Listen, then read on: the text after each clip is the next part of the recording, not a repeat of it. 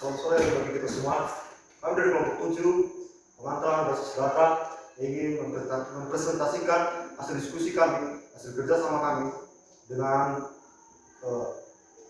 pemetaan tabel mahasiswa dan tabel anggota perpustakaan dengan menggunakan IRB, normalisasi dan implementasi. Berikut adalah salah satunya, yaitu IRB. Baiklah, saya akan menjelaskan tentang IRB, tapi sebelumnya izin saya memperkenalkan diri terlebih dahulu. Nama saya Ketra Purba, dan di sini saya akan menjelaskan tentang IRB. Bab 1. Pemetaan tabel mahasiswa dan tabel perpustakaan dengan menggunakan IRB, normalisasi dan implementasi. Mengambilkan IRB dari tabel mahasiswa dan perpustakaan. Setelah tabel yang kami tentukan, kami juga menggambarkan IRB yang menggambarkan hubungan antara tabel mahasiswa dan tabel perpustakaan. Diagram ini menunjukkan entitas mahasiswa, buku dan peminjam beserta atribut-atributnya, serta relasi yang menghubungkan entitas-entitas tersebut.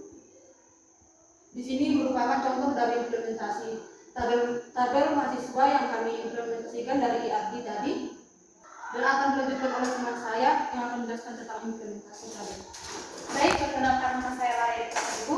Saya akan menjelaskan tentang pemetaan rasional. Setelah IRB dibuat, ada beberapa tahap yang digunakan, salah satunya yaitu pemetaan rasional. Kita tahu dari IRB tersebut akan menghasilkan 4 tabel, yaitu tabel mahasiswa dengan atribut NIM, nama, jurusan, tanggal lahir, dan alamat. Dari tabel kedua kita menghasilkan tabel anggota perpustakaan, yaitu dengan atribut ID anggota, nama, jurusan, jenis kelamin. Dari tabel ketiga kita menghasilkan tabel buku, yaitu ID anggota, nama, jurusan, jenis kelamin. Dan dari tabel keempat kita menghasilkan tabel denda, yaitu dengan atribut kode denda, jenis denda, tarif denda, dan tanggal pembayaran. Nah, untuk itu akan ada beberapa hubungan tabel ke tabel lainnya seperti money to Benny, yaitu dari tabel mahasiswa ke anggota perpustakaan. Kita tahu sendiri jika ada tabel money to Benny maka akan menghasilkan tabel baru, yaitu akan menghasilkan tabel pendaftaran dengan atribut ID pendaftaran, NIM, nama, jurusan, ID anggota, tanggal pendaftaran. Kemudian ada juga menghasilkan tabel one to many, yaitu anggota perpustakaan dan buku. Di mana tabel anggota perpustakaan kita ambil ID anggota sebagai FK atau foreign key pada tabel buku, dan akan menghasilkan tabel buku yaitu nomor buku, judul buku, pengarang, penerbit, tahun terbit, dan FK-nya sebagai ID anggota. Kemudian akan menghasilkan juga hubungan tabel one to many, yaitu tentang dari tabel anggota dan ke tabel denda, di mana kita juga mengambil foreign key-nya ada anggota di tabel denda merujuk ke tabel anggota perpustakaan. Sekian dari presentasi saya, akan dilanjutkan oleh teman saya. Baik, saya akan melanjut normalisasi. Sebelum itu saya memperkenalkan diri, nama saya Gio Lorena. Saya akan menormalisasikan tabel mahasiswa. Di dalam tabel mahasiswa kita pertama pengecekan 1 NF, di mana syaratnya tidak repeating. Di dalam tabel tersebut kita cek dulu ada repeating atau tidak, maka di tabel tersebut tidak ada repeating. Seterusnya kita lanjut pengecekan 2 NF, di mana syaratnya 1 NF dan partisial dependensi. Di tabel tersebut tidak, karena tabel tersebut sudah tidak memiliki dependensi. Pengecekan ketiga, syaratnya 2NF dan transitif dependensi. Tabel tidak memenuhi syarat transitif karena kolom alamat bergantung pada kolom jurusan. Di mana seharusnya K adalah NIM, jadi atribut alamat harus dipindahkan ke kolom baru dengan tabel jurusan, di mana kuncinya adalah jurusan. Sekian dari saya, dilanjutkan oleh teman saya. Baik, perkenalkan nama saya Luciana Toding. Di sini saya akan menormalisasikan tabel anggota perpustakaan, di mana atributnya ada ID anggota, nama, jurusan, jenis kelamin. Di sini saya akan mengecek 1 NF, di mana syaratnya tidak ada repeating. Tabel tersebut sudah 1 NF karena tidak ada repeating atau redundant.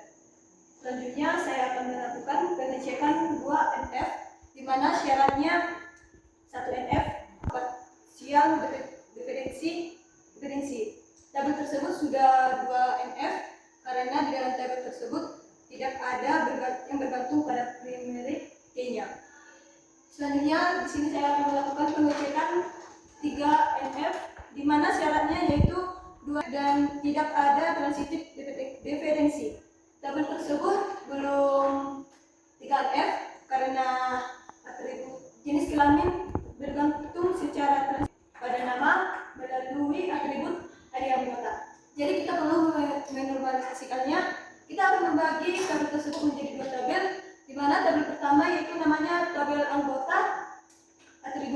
yaitu ID anggota, nama, dan jurusan. Selanjutnya tabel kedua, tabel detail anggota di mana atributnya terdapat nama dan jenis kelamin.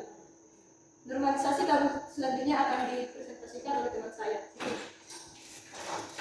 Baik, saya akan menormalisasikan tabel pendaftaran. Sebelum itu, perkenalkan nama saya Rika Eka Barat. Di sini di tabel pendaftaran kita mendapatkan ID pendaftaran, nama, NIM, pendaftaran, ID anggota. ID pendaftaran A30, B40, C50, D32, dan E42. Di nama, atributnya Bayu, Amel, John, Diana, dan Septriadi. Di NIM, atributnya bisa kita lihat sendiri sini 2403 dan seterusnya. Di tanggal pendaftaran juga dan di ID anggota. Baik, saya akan melakukan pengecekan 1 NF. Syaratnya tidak ada rea petin. Tabel tersebut sudah 1 NF karena tidak ada rea petin atau tidak ada yang sama dengan tabel tersebut. Kedua, saya akan melakukan pengecekan 2 NF. Syaratnya 1 NF ditambah partial dependensi. Tabel tersebut belum 2 NF karena ID anggota masih bergantung pada tabel pendaftaran yang bukan pada T. Jadi kita akan membagi menjadi 2 tabel, yaitu kita pisahkan tabel pendaftaran ID anggota agar bisa bergantung pada ID pendaftaran yaitu K-nya. 3 NF akan dilanjutkan oleh teman saya. Saya akan menunjukkan pengecekan 3 NF. Saudara nama saya Adrian Sregar. Di sini saya akan mulai mengecekan 3 NF. Syarat dari pengecekan 3 NF itu sudah 1 NF, 2 NF, dan transitif dependensi. Di tabel 2 NF itu kita lihat dalam tabel tanggal pendaftaran, ID anggota dianggap bergantung pada tanggal pendaftaran. Kedua, atributnya ID pendaftaran dan tanggal pendaftaran. ID pendaftarannya A30, B40, D32, dan E42. Tanggal pendaftarannya A30 11/9/2024, B40 15/08/2024, C50 1/01/07/2024, B32 10/01/2024, dan E42 12/02/2024. Kita lanjut ke tabel 3 dengan nama atribut, tanggal pendaftaran, dan ID anggota. Tanggal pendaftarannya 11/09/2024, 15/08/2024, 01/07/2024, 10/01/2024, dan 12/02/2024. ID anggotanya P001, P012, P023, P034, serta P015. Implementasi dan teman saya. Baik, perkenalkan nama saya Andreas Tambubolon. Saya akan menormalisasikan tabel buku dengan atribut nomor buku, judul buku, pengarang, tanggal terbit, penerbit, I anggota. Satunya, syarat tidak ada repeating. Tabel tersebut sudah 1 NF karena tidak ada repeating. Normalisasi 2 NF. Syarat 1 NF dan tidak partial dependensi. Tabel tersebut sudah memenuhi second normal from 2 NF karena sudah memenuhi 1 NF dan semua atribut non-key memiliki ketergantungan penuh pada primary key dan tidak ditemukan partial dependensi. Normalisasi 3 NF. Syarat sudah memenuhi 2 NF dan tidak ada transitif dependensi. Tidak ada tersebut belum memenuhi 3 NF karena masih terdapat ketergantungan. Normalisasi ketiga NF terpecah menjadi 3 tabel, yaitu tabel buku dengan atribut nomor buku, judul buku, ide pengarang, tahun terbit. Baru tabel pengarang dengan atribut ide pengarang, nama pengarang, penerbit. Baru tabel angkatan dengan atribut tahun terbit, kode angkatan. Selanjutnya akan dilanjutkan oleh teman saya.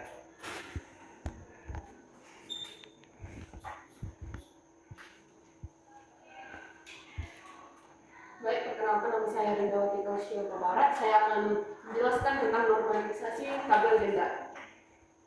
Yang pertama adalah pengecekan 1 NF. Syaratnya adalah tidak ada repeating. Tabel tersebut sudah 1 NF karena tidak ada repeating. Kemudian pengecekan 2 NF. Syaratnya 1 NF plus partial dependensi. Tabel tersebut belum 2 NF karena tidak memenuhi syarat atribut tarif denda. Hanya bergantung pada jenis denda. Ini ada ketergantungan parsial yang melanggar syarat. Normalisasikannya yaitu tabel tersebut dibagi 2 menjadi 1 tabel denda yang berisi kolomnya kode denda, tanggal denda, dan ID anggota. Yang tabel kedua adalah tabel tarif denda yang berisi kolom jenis denda dan tarif denda. Kemudian yang ketiga, pengecekan 3NF. Syaratnya adalah 2NF dan tidak ada transitive dependency. Tabel tersebut sudah 3NF karena tidak ada transitive dependency, sehingga tabelnya tetap dibagi menjadi dua, menjadi tabel denda yang berisi kode denda, tanggal denda, ID anggota, dan yang kedua tabel tarif denda yang berisi jenis denda dan tarif denda. Selanjutnya akan dilanjutkan oleh tim saya. Baik, sebelumnya perkenalkan nama saya Andreas Panjaitan, dan di sini saya akan menjelaskan implementasi bab 4. Di sini saya membuat pembuatan basis data, yaitu pembuatan basis data tugas besar 7. Saya mengetik read database tugas besar underscore 07 dan akan menghasilkan tabel seperti ini. Dan tabel selanjutnya akan dilanjutkan oleh teman saya.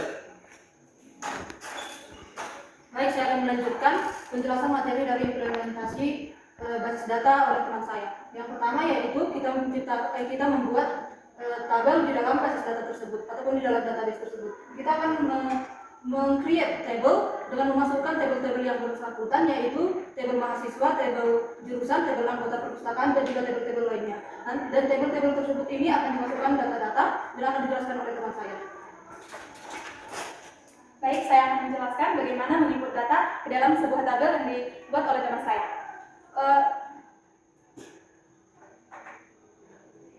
Untuk menginsert atau menginput data ke dalam tabel, kita menggunakan insert into dan juga values. Kita tahu sendiri, value adalah pernyataan DML yang mengembalikan sekumpulan satu atau beberapa baris seperti tabel. Kita akan mengetikkan pada SQL dengan mengetik insert into, contohnya pada tabel mahasiswa, value, kemudian kita memasukkan setiap data-data yang ada pada tribun.